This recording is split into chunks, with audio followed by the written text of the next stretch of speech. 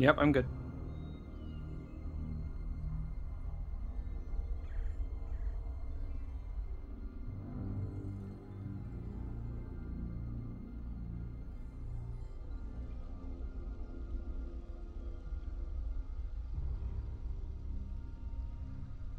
All right, everybody, welcome. I'm going to be joining the casting desk with Nick now. My name is Atmas, and we're right into our next game. It's going to be Werfs versus Amoeba in this Blitz tournament format, 20-second turns. I want to mention real quick the game sounds. So we purposely turned the game sounds off because when you're in a Blitz tournament and you're in the threshold for the 20-second alarm timer, there's a constant ticking going on in the background. So we figured that might be a little annoying for you, so we have kind of disabled the sounds, but we may try and turn them up just a little bit so you get some game sounds, but not to the point where you're just hearing this tolling of the bells in the background constantly. Yeah, I don't think we want to hear tick-tock constantly throughout not only the turns, but you guys as well listening to us and trying to keep... I mean, it's 20 seconds for them, but do you want 20 seconds every time of turn ticking? I don't think so. Yeah, so just bear with us. We are going to turn it on for this game and let us know what you think. Let us know what you think is better, and we'll go with that. Meanwhile, Amoeba is banning, it looks like a desert deck for Werfs. He has only one desert deck, so that's gone. And I believe that is a green-blue deck banned from Werfs. So no Rain of Fish shenanigans for Amoeba. And we're going to move on to the deck selection. And Amoeba's going to opt for a red deck to start it off versus a red deck from Werfs. Okay. So it'll be a little bit of a mirror match, but not quite. These are slightly different decks, as you can see from the fairy cost and color cost. And we begin. This is round 2. All matches will be best of 5 up into the finals and third place match. And I think Nick stepped out for a second, but he's back now. Yep, just made my return. Sorry about that, guys. But yeah, looking at the players, actually, I was just thinking that Amoeba, because I featured his decks quite a lot in Become a God recently, he's a very solid deck builder, and he's very good at building kind of decks that just do their own thing. And I feel that could be a big advantage in a format like this, where you only have 20 seconds to make your decisions. 20 seconds is not very long. Now, in these early turns, it's not so bad. You know, these decisions can be made fairly quickly if you played a lot of Faeria. You know where you want to put your lands, you know what harvester you want to put down. So that's going to be fairly fluid. But when we start getting into later turns, 20 seconds is not very long. And we have, looks like 2 Herald of Wars, 1 for each player. Interesting there. Not seeing a Gift of Steel. I might have considered a Gift of Steel to play around like combo removal. Cypher's Wrath Flameburst, Firebomb's quite popular at the moment as well, but decides to leave it as a 4-4, and then we're going to see maybe a push-up into the Gift of Steel this time. Cypher in the back, very strong board presence. Yeah, preemptive Gift of Steel, good idea there. He does have to fear a Horsemaster now with that Cypher as well. Does worse. We know there is no Horsemaster in hand. Look at that hand, lots of Flameburst, Gift of Steel, Underground Brigand, so he can use a gift to trade out the Heralds here. He can play one of the Brigands afterwards. He only has so many seconds to go. Okay, he's going to Flame Burst instead of Gift of Steel. Yep, saving those resources, and then Gift of Steel the Brigand to match. Oh, even overpower the Cypher, so even if a Horsemaster did come down, it would get eaten up.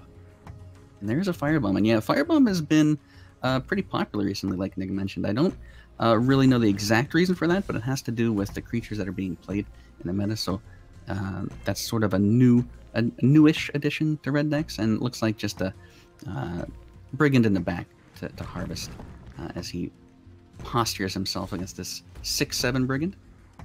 Yeah, and speaking of Firebomb, very clean clear on the Herald here is an option we could see coming down just to take care of that body. Maybe even back out with the Cypher for now, and then line up a Ground Shake a little later. But still looking good for Amoeba. You know, I feel he's still in control. Yeah, the Cypher will never get a buff the entire game, so it'll never be able to clear that Brigand and gain stats. So Werfs needs to focus on pressuring the Cypher with this Brigand. That's pretty much his only answer for that Cypher for quite some time. Another Herald coming down, just a follow-up from that Firebomb. Maybe we'll see another Firebomb. Nope, just another Herald. curious to see what the response is here. Maybe a Ground Shaker aggressively, forcing potential gift to steal from his opponent. Maybe just a pass? It's very hard to say, but even though Amoeba was ahead, you know, like I said, Werfs just pushing down, just pushing Amoeba into that defensive position. Yeah, a little bit of a mirror going on as far as we've seen, like, so many Heralds of War, lots of Flameburs, lots of Gift of Steals, but there are subtle differences in these decks. For example, I don't know if Werfs has a Cypher in his.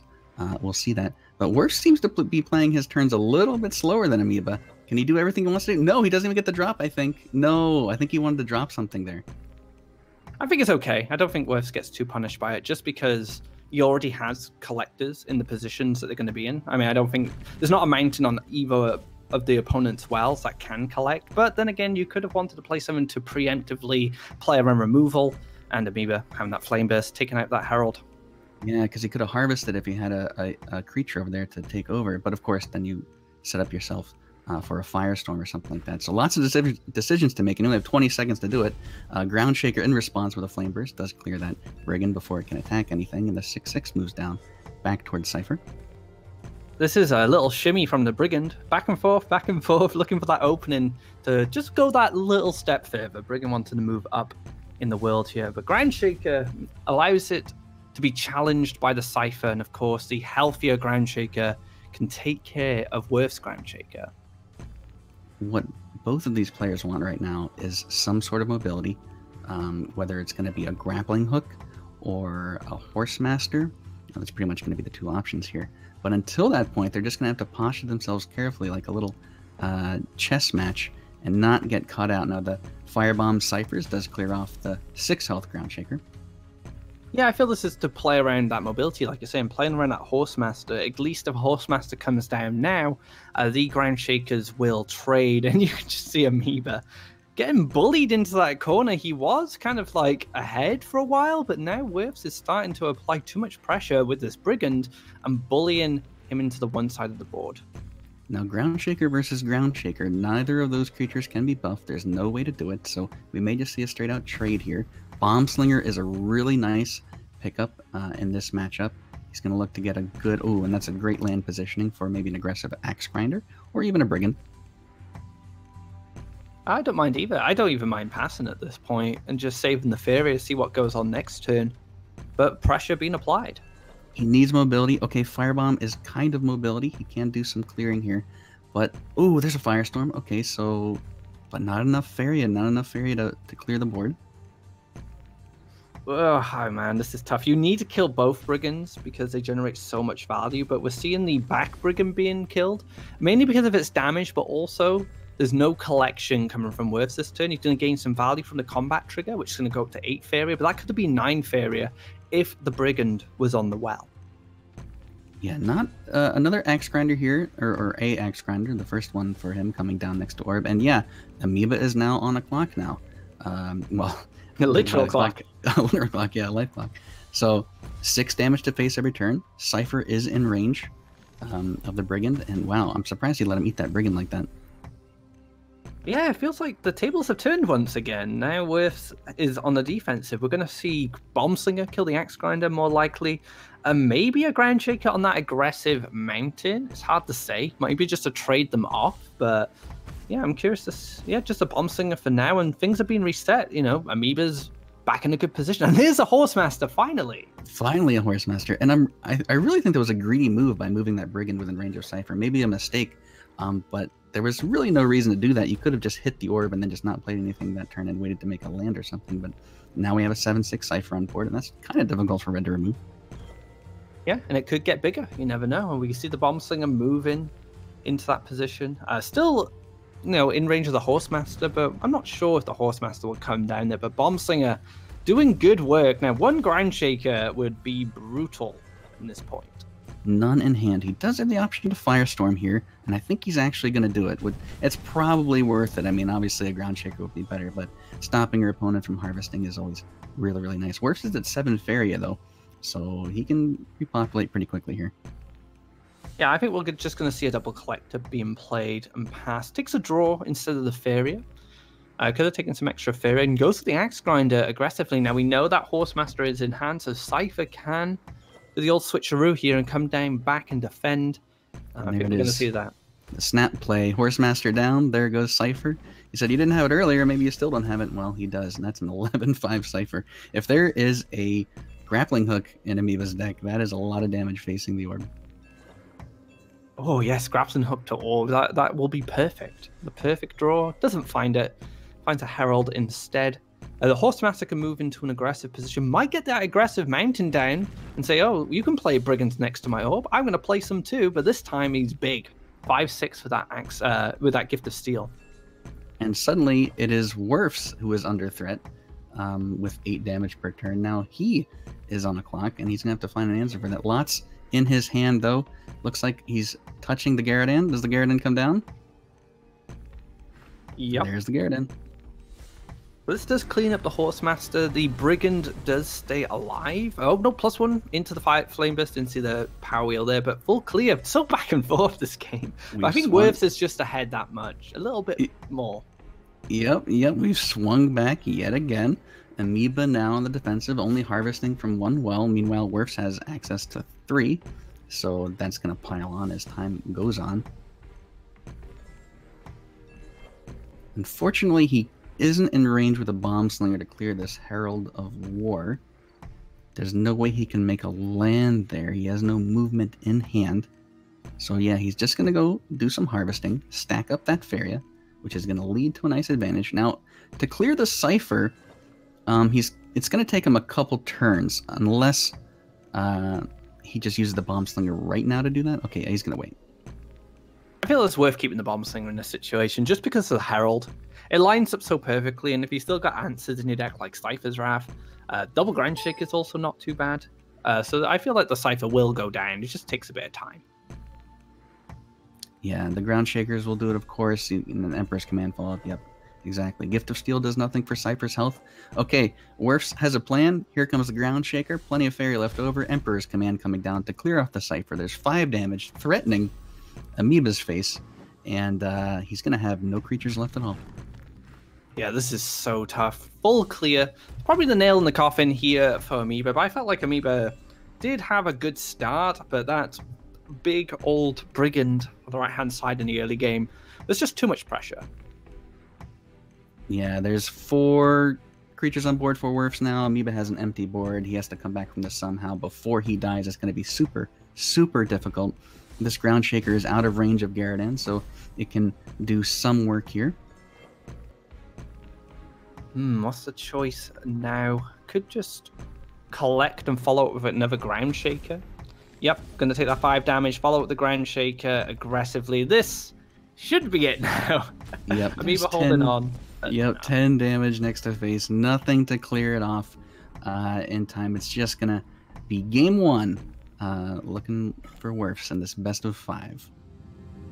So that's the red combat mirror out of the way. We see both players playing very similar decks, but the edge in the early game wasn't enough for Amoeba to carry that momentum forward. Werfs stabilizing and then taking control of the game. We'll have to see what Amoeba's follow. A lot of greens featuring in this lineup. Unlike last lineup, we saw a lot of Garrodans, a lot of Kaleem's Prayers, and a lot of rush decks.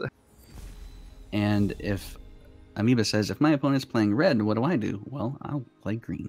Traditionally, green is a very strong deck to use against red. However, in Blitz format, things are a little different, because when you're playing a green deck, which is very slow and plotting, you have to really, really consider every single turn which creatures you're playing and where you're making your land. So in this format, you really don't have the luxury of waiting so long. There's really no telling who really would have the advantage here. Green's quite a nice choice for this format, because you get a very linear deck, and a lot of decisions for green is where to distribute power-ups and what to sacrifice with feed. So your decision tree isn't huge, but it can have a lot of impact on the game, because your creatures can snowball out of control. And in this matchup, I mean, red combat can win against green. It is possible, but we're gonna have especially if they go right for the orb, which is of course what Werfs is going to do. He's going to go down one lane and start slamming his units into the orb. It's all up to Amoeba to put some kind of creature down that can stop that before it's too late. But look at his hand. There's nothing there besides a Grove Collar. So he really needs to draw something beefy next turn. He even needs more power-ups as Wood Elemental for teleport, or pick up like a Faeria Golem. A Faeria Golem will hold things down for a while. We do see Verdant Force, but not the most durable of creatures, unfortunately. I think we're just going to see the old switcheroo here. Teleport over to the left. Nice guidance here. Clear the Axe Grinder, and still have some life left over. And with a Verdant Force, that is really nice. There's no Ground Shaker to clear off the Wood Elemental. The remaining 1 health. So now suddenly Werfs has a choice to make. He does only really have... okay, he's going to get the steal. He's going to pop it right away. That will take care of the Wood Elemental and position himself in a place to clear the Verdant Force, provided Amoeba does not draw a buff. I like this line a lot, but the buff is extra. Buff. I think you cursed him there. I probably did. I'll take the blame on that. So we are going to see an Elder Woods on the Birdoin, I would imagine. He can even play a Wood Elemental afterwards. Ooh, and he's getting aggressive land.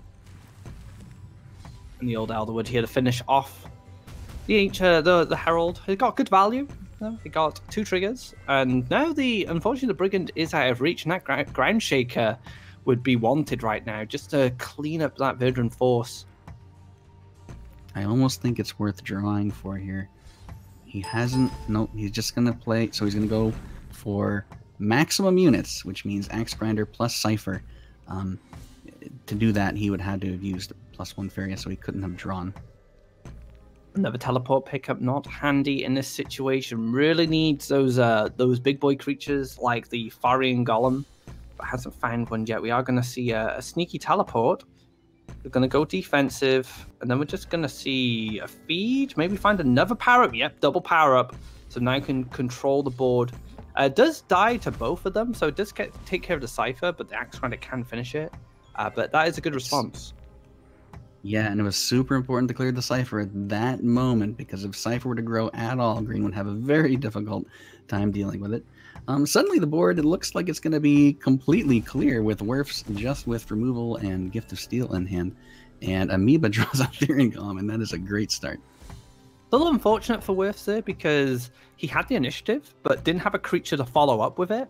And that gave Amoeba enough breathing room to draw this 5/10, which can be a problem for red, depending on what the deck's built. We might see Havoc in this, but it's going to take time to chip away at this Faeria Golem. Werfs is emoting there. You can tell he's getting a little bit salty here. Ground Shaker's finally in hand, and he has to deal with this 5/10. It's going to be quite a task, and hopefully another one is not played because it makes it even worse. Living Willow, not a great draw here, but it will serve as a harvester. I'm curious to see the lands here. I would have liked to see a card draw just to try and find... If you find another Faeria Golem, play it aggressively. Werfs have been in all sorts of trouble. Yeah, it looks like he valued getting to land there before it was too late. So he had a straight path to the orb, and he can just play a harvester there. You know, not a lot of time to think too much about what you're going to do. Werfs now, I think, is going to feel that the most, because the problem Amoeba is presenting, the question Amoeba has, Werfs doesn't really have a great answer to. Amoeba, it's fairly straightforward. Move my big giant units toward the robot on the other side of the map. So here's the aggressive Faeria Golem. Yep.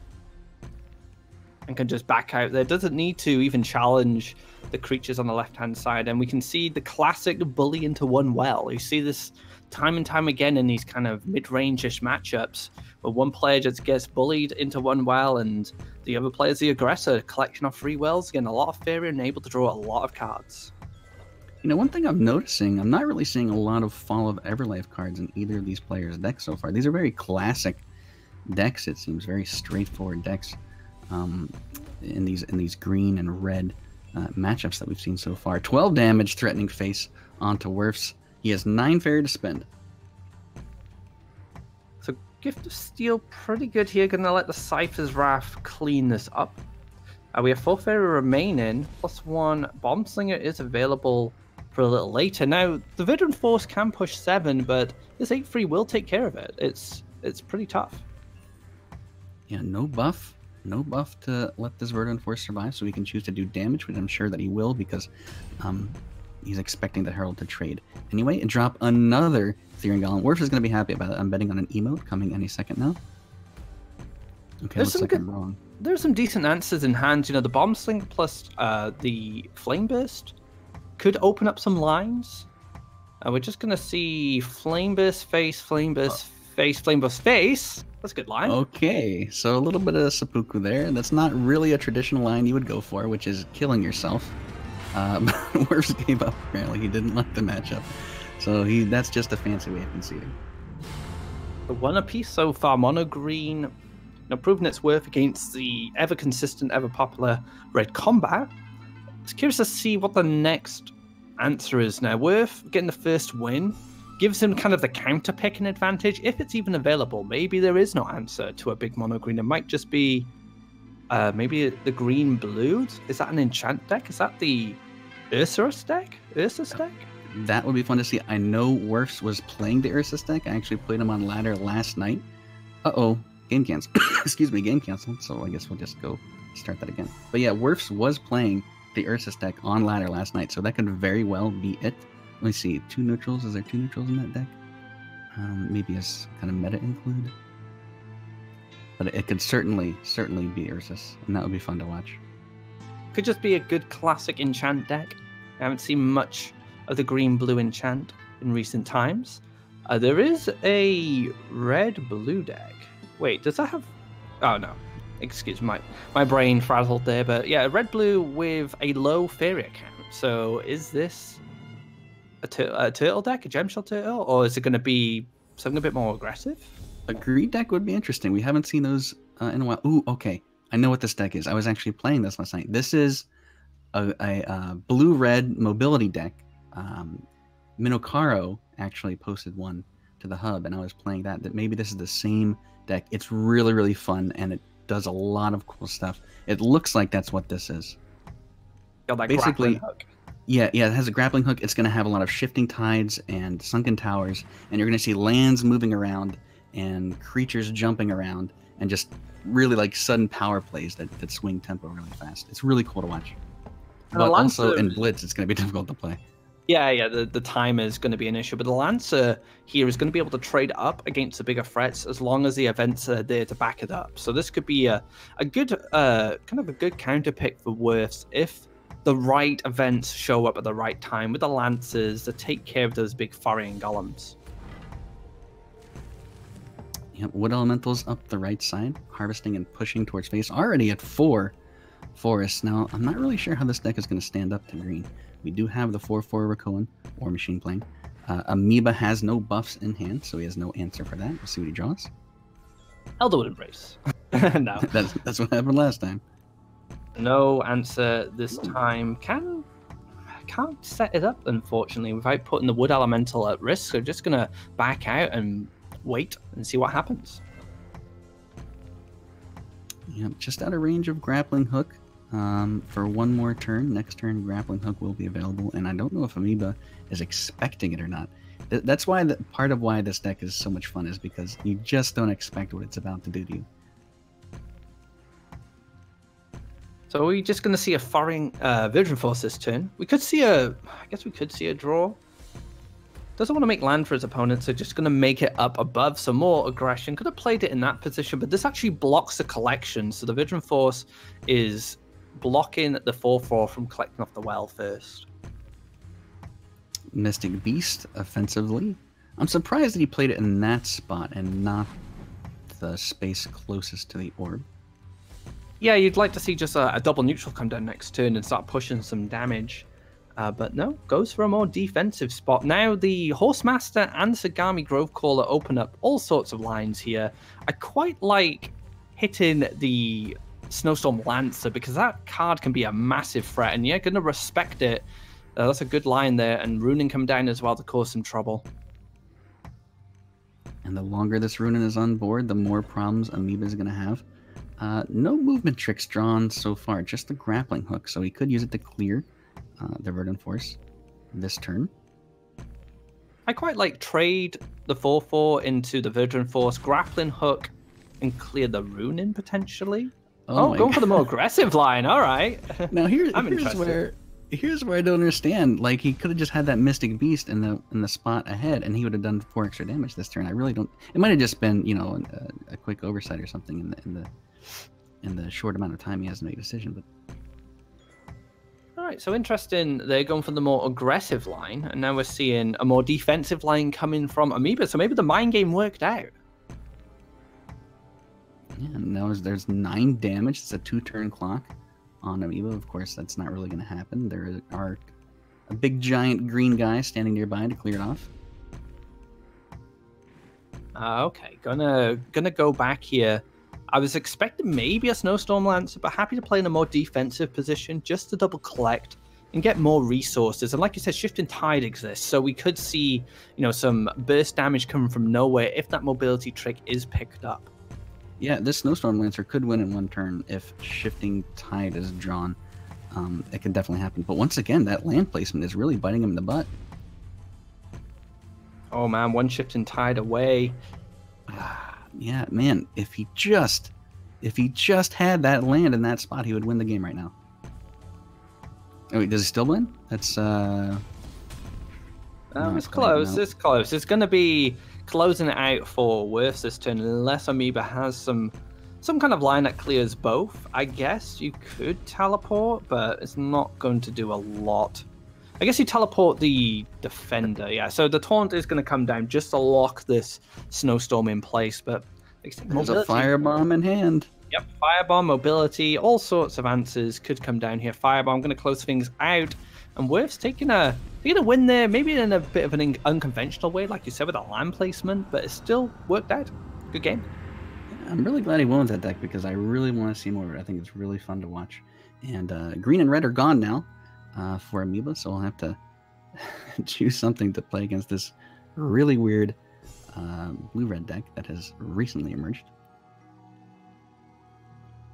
So 1 deck remaining, just a yellow, 3.5 neutral, so that looks like monkeys to me, so I think this is going to be Yellow Rush. It would be a high-cost Yellow Rush, but it's definitely possible. It is definitely some kind of yellow deck. We'll know in a minute exactly what it is. Columns Training Outland Ranger, I believe, is more of a tempo yellow deck. Yeah, so Drake Riders, we've seen the Outland Ranger. We also have Lionfish, so maybe yellow Flyers. I've seen players start to use the Avery again just to give this attack so it can use its Death Touch ability. Yeah, one of the brand new cards released this week. Nice early Harvester, not much you can do about that. As a Werfs deck, you'll just have to let that do its thing. It's a bit like a Sturdy Shell in a way, right? But you get an extra bonus as well if you can trigger its Death Touch. Yeah, it is. It is really similar to Sturdy Shell, just a little bit more versatile. Obviously, of course, it's more expensive. Campfire is another way to enable it as well. You have the Avery. If you draw them off the Sky Captain, they get an attack as well. So there's definitely a few ways Yellow has to get this Death Touch active. And this can be really strong Death Touch against big creatures like the Herald, not trading much Faeria off against their creature. I like this. We also see the Outland Ranger sitting back, ready for that Manta Rider. So this Herald could meet its end very quickly. Now, here is the recently nerfed Manta Rider. It no longer has charge 2, but the Manta it leaves behind does have charge 2. So more like he's weighing the Manta down now. Might have to take the mobility play with the Sunken Tower, kill this fish before it gets its Death Touch, gets to collect an additional Faeria on top of that as well. So very nice, and demanding something extra from the yellow player to clear out the Herald. Yeah, that hurts. I don't really think Amoeba was expecting a play like that. There were no Sunken Towers or Shifting Tides played last game, so I think that was a little bit of a surprise for him. And using that Campfire means that the Lionfish no longer has a way to do any damage at all again. It's just being a Sturdy Shell right now, sitting in between the wells, collecting that Faeria. It's a flying, spiky Sturdy Shell. Werfs' only unit to play is the Snowstorm Lancer, and it is reduced in cost because of the Herald that was played earlier. Oh, okay. Oh, okay, that makes sense. He doesn't want the Manta in range to do any kind of crazy tricks to him. Yeah, respecting the mobility there. If he hadn't moved, we could have seen a Fanatic into Soul Drain from the Outland Ranger to clear out the Lancer. So good preemptive move there with Sunken Tower.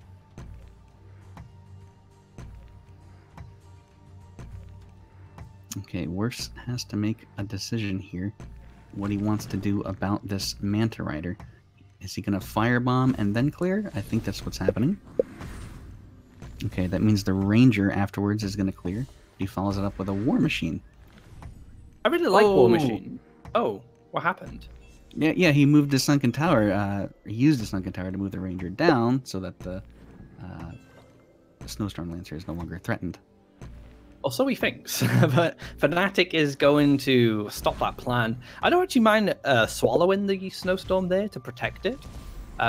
Maybe when it doesn't line up with the Outland range to play around mobility. And it's one of the things I really like about the War Machine. It has the flexibility to just protect your creature for a couple of turns.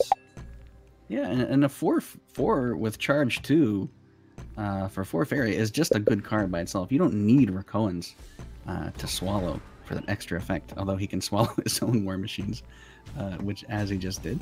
Oh, of course you have to swallow Rakoan, my bad. There's my big brain there going off. But most of the time you see in this deck, like, they don't swallow at all. Like, they're just dashing around the board harvesting and just being basically a mid-range unit.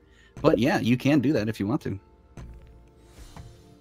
Kaleem now coming down. We have the Manta. It's not going to collect off the left-hand side, so it's just going to maneuver around the right where it's safe.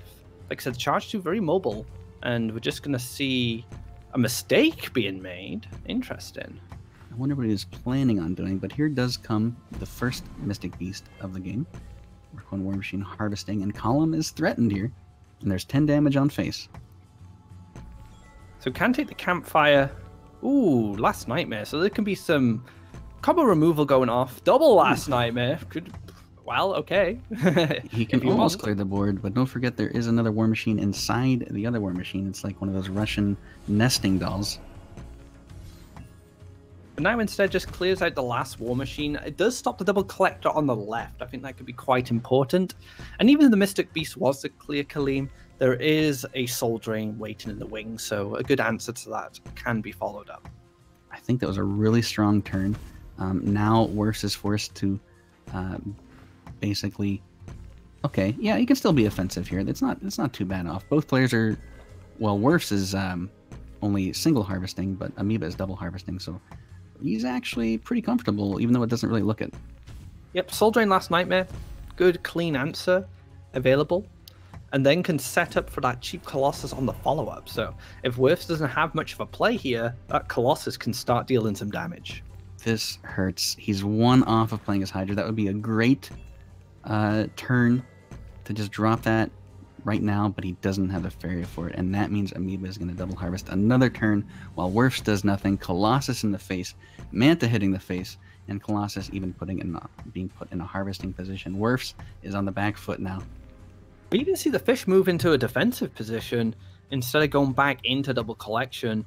And it looks like Werfs just going to put the Manta down, the Hydra down, and just try and get something going. But it's going to be difficult, especially with that Kaleem's training. He knows he's not going to win if he tries to defend, so he has to try and be defensive here. But look at this. Calm's training, clearing off the Hydra. I wouldn't be surprised if Werfs concedes. Yes, he did right away. Werfs often does that. When he sees he's losing, he'll either flame burst his face or just concede. 2-2. That means we're going to the final game in the match in this best of 5. Winner moves on to the next round, and it will be that yellow tempo deck from Amoeba versus this green-blue deck that we're not sure what it is yet, but it might be Ursus. The Death Touch could play a huge role in how effective the Ursus can be, especially against yellow. You know, that mobility is such a problem. And you need, the thing with the Ursus deck, you always need a turn to set it up. You need to get that Ursus down. It needs to stay there and live before you can get off the one-turn kill, if it is that deck.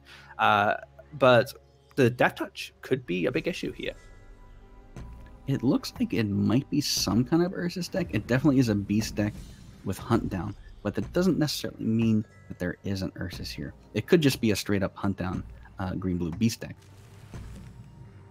Yep, blue definitely getting some beast support with the Fugu. I know, good synergies there. Of course, the Shifting Octopus, another kind of blue-green creature that is also a beast that can benefit from it. Hunt Down, such a cool kind of mini tribal card that you can use as removal. It's just giving these blue-green decks a few more ways to answer on board. Yeah, unfortunately for Werfs, he has no Harvester to play on turn 2, so he's behind right now until he gets Probably an octopus down next turn, which will allow him to play a boar, and he'll suddenly explode on the board. But for now, he's kind of absent. And there's the Werf and Fugu.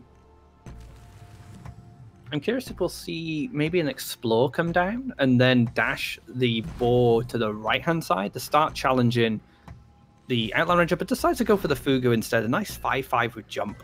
Can't fault that. Yeah, 2 hunt downs in hand. Now, this is where it gets really dangerous. Anything Amoeba puts down is going to be threatened. Luckily, he only has really low-cost creatures, so using a hunt down to clear those off is not a big deal. To Amoeba, that is. Yeah, and the Outland Ranger's kind of done its job, right? It's collected, it's continue to gain value. If a hunt down does clear the Outland Ranger, that's a hunt down not being used on something a bit more valuable later on. Yep, and Amoeba's hand is full of events with 1 Colossus, so he wants to start spending these events so he can actually drop that Colossus.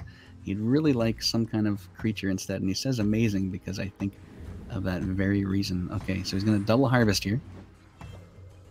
And he's going to play a 9-cost Colossus. Ouch, that hurts.